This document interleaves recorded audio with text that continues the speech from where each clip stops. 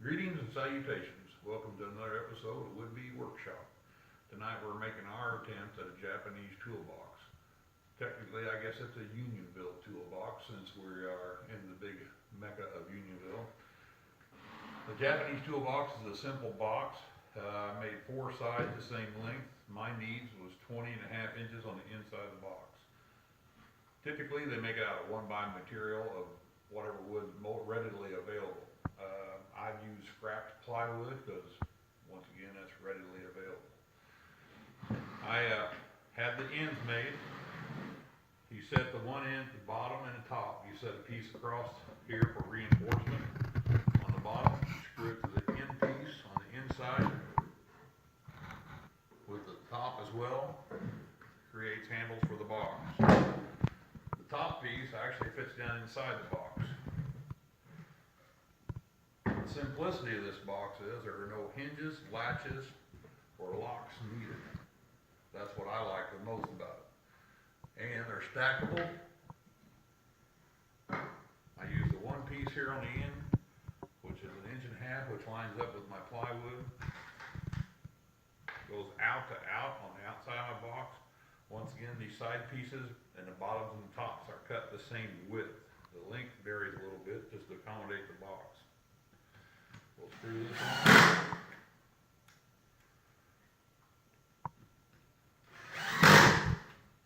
That end goes flush.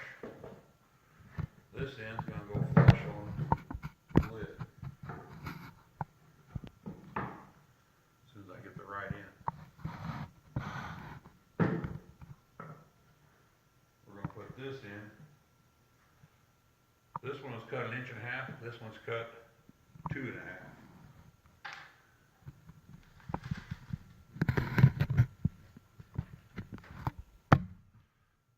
Do this for the purpose this hangs over just a little bit.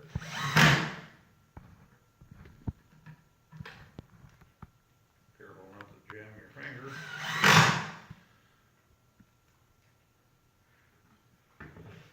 Now, what I like to do here is I stick that in there just like so. Give myself a little bit of a pencil mark, front and back. That way I know where this piece lines up. Give myself a little bit of a gap off the line just a little bit, not a whole lot.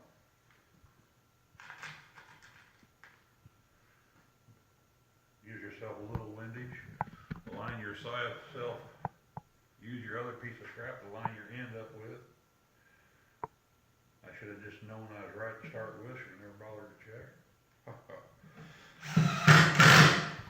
That drives in there.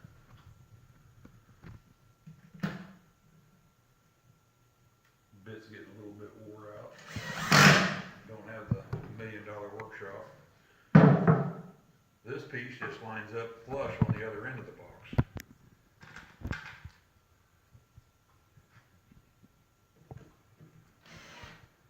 Pull it back just a little bit.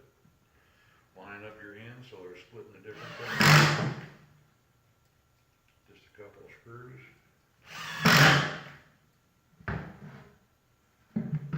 Slides in and drops down.